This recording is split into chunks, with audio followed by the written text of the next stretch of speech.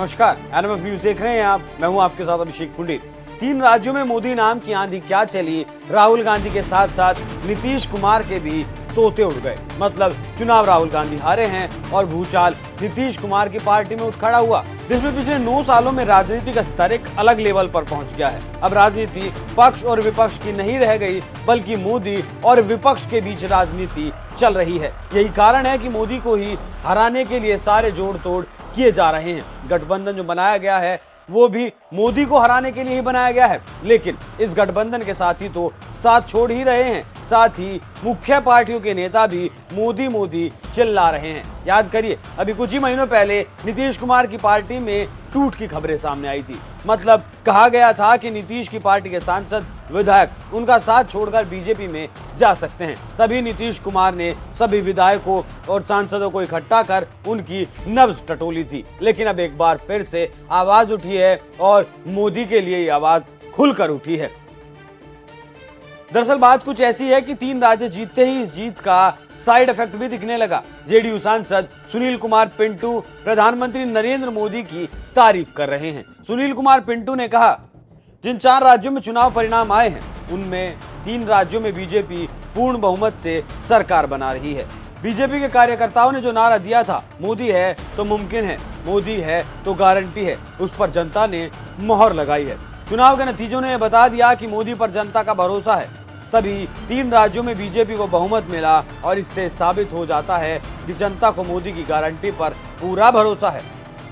लेकिन जैसे ही जेडीयू सांसद ने मोदी की तारीफ की, तुरंत ही जदयू ने उनके खिलाफ मोर्चा खोल दिया और इस्तीफे की मांग कर दी। लालू की पार्टी के प्रवक्ता ने कहा कि अगर सांसद को मोदी है तो मुमकिन लग रहा है तो इस्तीफा दे दीजिए। मोदी के चुनाव जीतने के बाद लड़ाई जदयू और जेडीयू में ही नहीं है, नीतीश के मंत्रियों ने राहुल गांधी पर हमला करना भी शुरू कर दिया है। इस बार और ज्यादा जोर से नीतीश कुमार को प्रेजेंट करने की भरपूर कोशिश है। 3 राज्यों की हार को राहुल की हार बता दिया गया।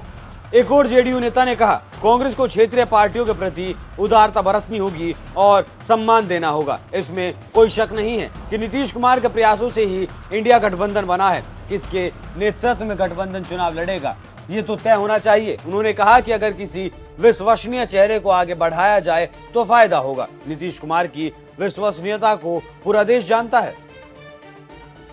साथ ही आपको ये भी बता दूं कि अपनी तरह का इकलौता बयान नहीं है। नीतीश कुमार की पार्टी की तरफ से गठबंधन में प्रेशर पॉलिटिक्स शुरू कर दी गई है और इस तरह के तमाम बयान आने लगे हैं, जिसमें नीतीश कुमार को सर्वे सर्वा कहूं या फिर प्रेशर पॉलिटिक्स का जो चेहरा है और राहुल गांधी को दरकिनार करने की अब कोशिशें शुरू कर दी गई हैं। राहुल गांधी घर में बंद हैं। राहुल गांधी ने जब से चुनाव हारे हैं उसके बाद मीडिया के सामने आकर कोई प्रतिक्रिया नहीं दी है, क्योंकि उन्होंने जिस तरह का प्रदर्शन किया है उसके बाद गठबंधन में उनकी हालत क्या रहने वाली है और कांग्रेस पर किस कदर दबाव बनाया जाएगा उसका भी एक नमूना आप देख लीजिए। कांग्रेस ने हारते ही विपक्षी गठबंधन की बैठक का ऐलान कर दिया, लेकिन इस बैठक में आने से पहले ममता ने इनकार किया, फिर अखिलेश ने इनकार किया और अब नीतीश कुमार की तरफ से भी इनकार कर दिए जाने की खबरें सामने आ रही हैं। तो ममता, अखिलेश और नीतीश इस बैठक में नहीं जाएंगे।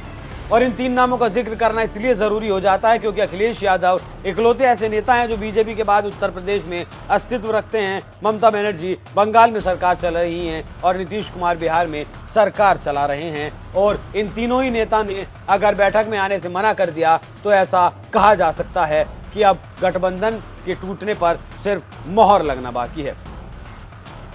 और ये प्रेशर पॉलिटिक्स का भी एक हिस्सा हो सकती है। जैसे मैंने कहा था कि नीतीश कुमार अपने हिसाब से अब गठबंधन को नचाएंगे और वो काम शुरू भी कर दिया गया है। समझिए, जब गठबंधन की जड़ ही हिल गई तो पेड़ का सूखना तो सुनिश्चित है ही, उसमें कोई शक नहीं, ना ही उसे कोई रोक सकता है। क्षेत्रीय पार्टियां अब समझ चुकी हैं कि राष्ट्रीय राजनीति के चक्कर में क्षेत्रीय राजनीति को अगर दांव पर लगा दिया तो दुकान बंद हो जाएगी, जैसे कांग्रेस की हो रही है।